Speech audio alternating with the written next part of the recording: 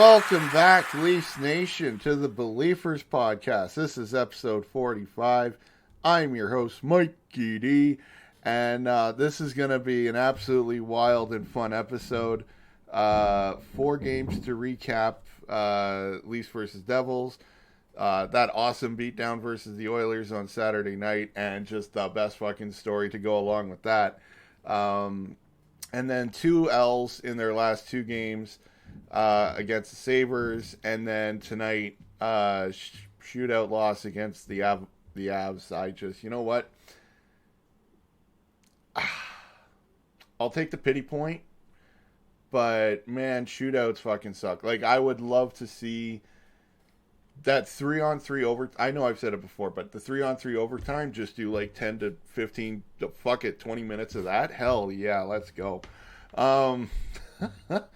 So, to start the recaps from the Devils game, that was the whole first period just felt like a dud.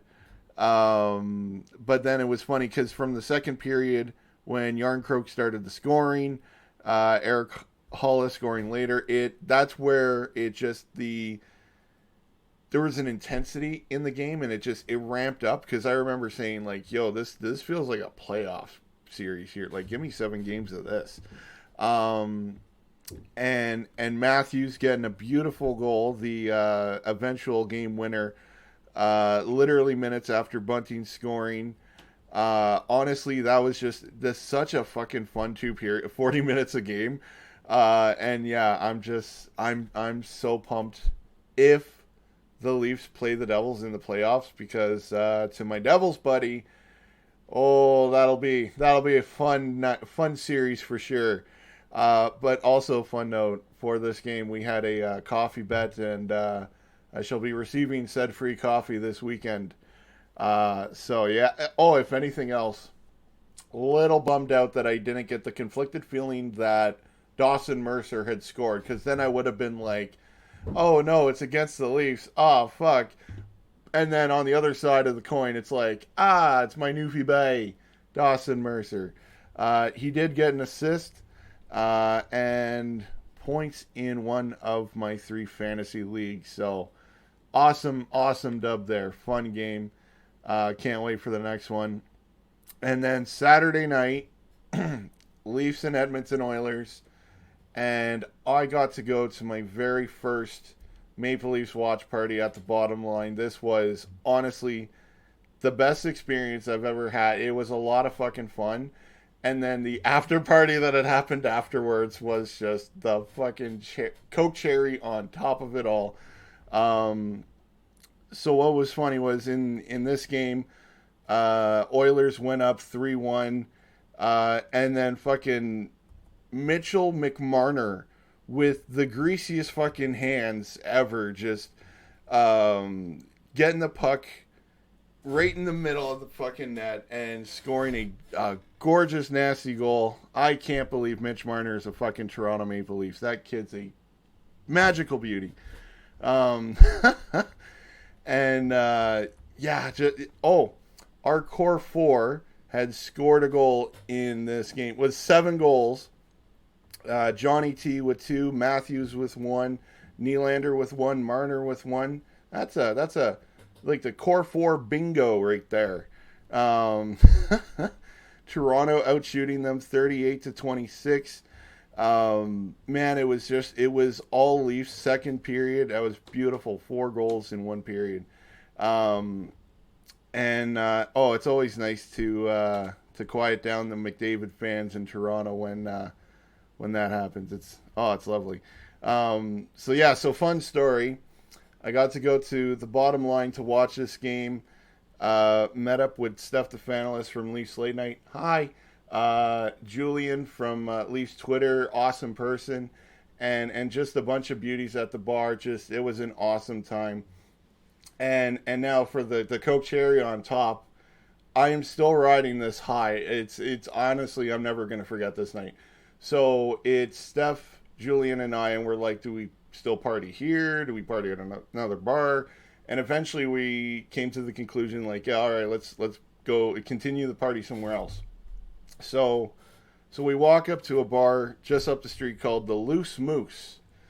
And we walk upstairs and they were jam packed. So we go downstairs and there was a live band playing. And as we're walking into the bar, I could hear them playing War Pigs by Black Sabbath, and I immediately think, yo, this is gonna be a great night.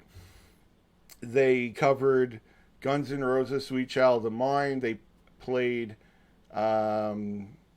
This is probably very not the correct order, but I remember them playing Iron Maiden's "Run to the Hills," Queen, "Tie Your Mother Down."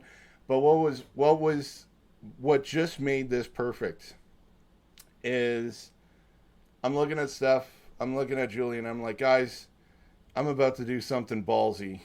They're looking at me like, what's about to happen? So I walk up to the stage and I call the singer over and I'm like, buddy, can you please play the Tragically Hip? And from what, like, man, it was loud in there. And from what I heard him say, don't worry, buddy, I gotcha. And I walked back to Steph and Julian, and what was funny was the band had started playing like, it wasn't a hip song. It sounded something like from the 80s. But then there was another patron that ran up to the singer, and the singer goes over to the mic, and he's looking at the guy, and he's like, "That's the only part we're playing because that's the only part that we know." and it was right after he had finished that. The band starts playing "New Orleans is Sinking," and Leafs Nation, whoever's listening to this, I need to let you know that I lost my fucking shit. Oh, I am still riding that high, and oh, a night I will never forget. That was a legendary night. Yeah, hell fucking yeah. And then moving on, so the Leafs lost to the Sabres. They looked good in the very first period, and I remember tweeting about it that, you know, in the second, third, when the Leafs really fell off, I'm like, yo, the Leafs are having a caffeine crash, because, like, I've had caffeine crashes at work before where, like, I'm energetic as fuck in the morning, and then by like 12, 1 o'clock, I'm just like, no, I've checked out. I would like to go to bed, please. So, if anything, at least Nylander made the score a little bit more respectable, scoring with like the last 5 minutes or so in the game. At least it wasn't a blowout like it was a year ago when the Leafs played Buffalo outdoors, where I think that game was like 5-1 or 5-2 or some shit like that. No, we'll get Buffalo next time. Fuck them.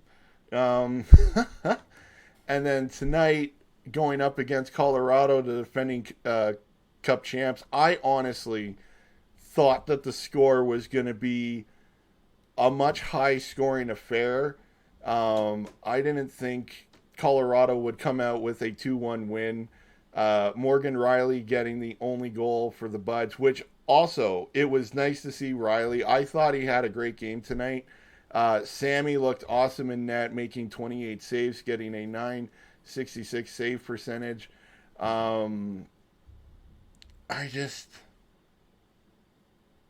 You know what? Everyone's saying, like, oh, you know, it would be fun for a Stanley Cup final, Toronto and Edmonton. That would be fun too.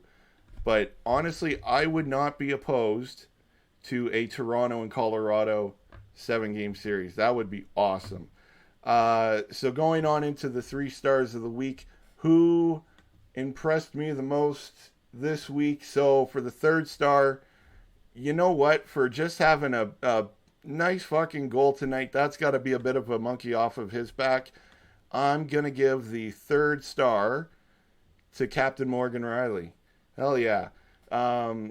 He also had a lot of really nice shots and chances. There were a couple of replays I'd seen and even GIFs on Twitter of just the chances that Rielly had, and just, yeah, he is definitely getting the 3rd star tonight. And the 2nd star, pull someone out of my ass here. I'm going to give it to, you know what? I'm going to give it to Matthews because kid's gotten a couple of goals in his past couple of games here. I am actually just going to bring up Daily Faceoff to see how many goals in his last. You know what we'll do? We'll do last 5 games. I honestly, because what was it? People were saying, "Oh, it looks like he's injured or he's coming off of something." He's gotten goals in like he's been consistent every few games. I'm honestly not worried at all about Matthews. If anything, I'm just more curious to see how he will be in like round 1. Is he going to be more like this player where like how he's currently playing, like he's helping the team get into the best position to win, or are we going to see more of the classic goal scoring Matthews? Here we go.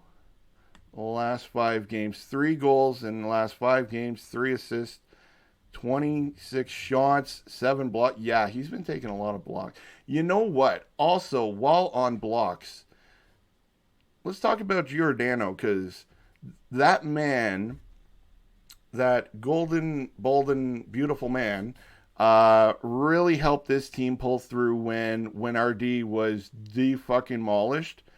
And I would like to see Giordano rested for a couple of games. Honestly, going into the stretch, because we, like, this Leafs, it's beautiful. This Leafs team's been consistent at making the playoffs for the past couple of years. I'm not worried about missing the playoffs at all, and neither should you. And honestly, I would like to see a more refreshed. He's been good recently, but I would just like to see Gio get some rest, because honestly, that might help him look better going into the games that will matter. Yeah, I'd like to see a rested Gio. That would be nice. Wouldn't that be nice? I think that would be nice. And now also another note, the whole 11 and 7 doesn't work. 11 forward, 7D. I know a lot of people have said it doesn't work. Historically, it doesn't work. But just in these past few games where the Leafs have gone 11 and 7, I'm a little bit more open to it because they have found ways to win. Yes, there are still losses here and there, but I'm willing to give it a chance for the time being. And I hope that come round 1, game 1, that we are comfortably back at 12 and 6. I am open to fun, and let's see what happens in these games, because it's a fucking shits and giggles fun ride. Let's have some fun, you know? So I'm open to the 11 and 7, seeing what works, what doesn't. But yeah, hopefully game 1, round 1, it's back to 12-6. Back to business, as some would say. So yeah, and oh yes, the first star of the week. I'm rambling. The first star of the week. This is a silly. I am a silly goose. This is when you come to the Be-Leaf-ers, you come to a Silly Goose podcast. Oh fuck. I like to have fun here, don't you know? The first star of the week is going to Leafs Nation. It's worldwide, baby. There's fans in Australia. There's fans in the UK. There's fans all around the fucking globe, and you're all beauties, and we are all the first star of the fucking week. That's a real good one for you. Hell yeah. All right, so upcoming games and predictions. Usually I write down the notes of all the upcoming games, but I am a silly goose and I have not. So let's look it up together. And Toronto Maple Leafs schedule. I know they're playing this weekend. They got a couple days off, so. A couple days. They got tomorrow off. I'm a silly goose. They got tomorrow off, and then Carolina on Friday, and they'll be at home for that one. And then Saturday night, they'll be in Ottawa. I'm going to try and watch as much of that game as I can. Well, even the Carolina one. Because Friday morning, afternoon, my Devils buddy and I were going up to Peterborough for the weekend to party in Peterborough. Partying in Peterborough. Gonna get the alliteration. Partying in Peterborough. All right. Peterborough partying. I gotta do the alliteration. I like doing alliterations because that's fun. So Ottawa on Saturday, and then next week they're all on the road next week with the Islanders on Tuesday. Oh, Tavares, I'm gonna book it. Tavares is getting a goal, and Engvall's getting a goal in that game, so it's at least gonna be 1-1. And then Florida on Thursday and Carolina on Saturday. So now, again, for this show, we all come here to believe for the best. This is the most positive Leafs podcast you'll find out there. So all these predictions are going to be dubs with some fun sprinkles thrown in there. So for the Friday game against Carolina, I personally would really like to see another Carolina Leafs like wild 8-6 game. That was so much fucking fun. I'm going to say the Leafs win 7-4. And for the Saturday night game in Ottawa, I'm going to say the Leafs win 4-2. And then for the Islanders, Tavares is getting a goal, Engvall's getting a goal, so it's at least going to be 1-1. And the Leafs are going to come out with the dub, 3-1. And then for Thursday in Florida against the Panthers, the Leafs are going to win 5-0. And I would like to see Murray get a shutout. If Murray starts in that game, I mean, Sammy could start it too, but I would like to see a goalie get a shutout in that game. And then Saturday against Carolina, do a complete turnaround is going to be a low-scoring affair. 2-1 Leafs. 2-1 OT. All right, so, I'm going to do the next... So, actually, yes, so that's why I'm doing the podcast tonight, because I'm going up to Peterborough this weekend. The next podcast episode, I will do it next Saturday after the Carolina game. And, hopefully the Leafs go on a bit of a winning streak here. Be nice to see. Always nice to see. And you know what? I am going to finish this episode on some closing fun stories on how I tried to walk across Toronto, because it's one of the few things I'm actually most proud of. I tried walking from Mississauga to Pickering twice and failed twice. This is a 50-kilometer walk. For me, it's been a lifelong dream to walk across Toronto, like from one end to another. So a few years ago, before my first walk, my friend, my financial advisor, and we planned it, and we had it come to fruition where I would start in Mississauga and end in Pickering. And right at Pickering, there's this dock. It comes right out into the water. And I'm like, yo, that'd be a fucking sick place to end an epic adventure of a walk. So Mississauga to Pickering is my Avengers Endgame.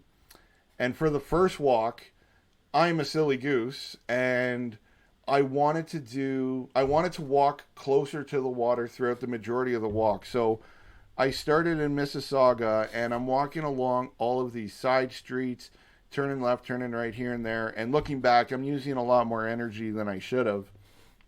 And when I was walking up into Scarborough, I was coming up to the bluffs. I've always wanted to see the bluffs, like right from the water.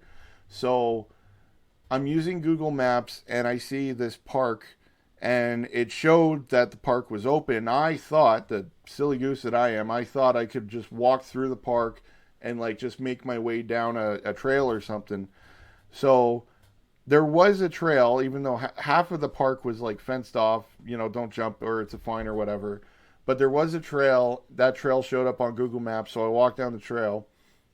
And after about half an hour of walking down that trail, it led to an area I like to refer to as the Twilight Zone, where you could turn all around you. You could not see the CN Tower. You could not see the downtown Toronto skyline. You couldn't even see a building. You couldn't even tell you were in Toronto. It was. I'm in Toronto, but I'm not really in Toronto. It was such a trip. So I kept along after the Twilight Zone there, and I came up to this steep ass hill, and I climbed the hill, and when I got to the top of it, I could feel it in my knees. I'm like, yo, fuck, I might have to call it quits soon. So I eventually made my way back to civilization, and I threw in the white towel, and this is for the first walk. I gave up at Kingston Road and Eglinton Avenue East, and that was at about 7 or 8 o'clock at night. I started at 8:30 in the morning. So that was a fucking full day of adventure right there. And only last year did I try this again. The first attempt was 2018 or 19. It was before the pandemic and all that shit. And then last year was attempt number 2. I was a lot more direct this time around. So this walk, I started in the same spot in Mississauga and finished somewhere close, still in Scarborough though. But I was more direct. I only walked along Lakeshore. I was living in Parkdale at the time, so I stopped into home when I got there, and then I kept along Queen Street the rest of the way up until I got to Kingston Road, and then I walked up Kingston Road to when I threw in the white towel, which was at Kingston Road and St. Clair Avenue East. So I was like, I made it further the first time getting to Eglinton. But I'm really fucking proud of that second walk because that was everything I had in my body after months of doing like a 15 to 20 kilometer walk around my old neighborhood. I am a silly goose, and one day I will walk from Mississauga to Pickering. I will get to my Avengers Endgame one day. And on that's going to do it for episode 45. This was a fun one, an absolute, just a silly goose of an episode. You know what? I had a title in mind, but I think I might title this one Silly Goose. So until next time, you can follow my shenanigans on the socials at MikeyD_392. And you can follow the show on the socials at Be-Leaf-ers Pod. And until next time, in the words of the late, great Gord Downey, you gotta do what you feel is real.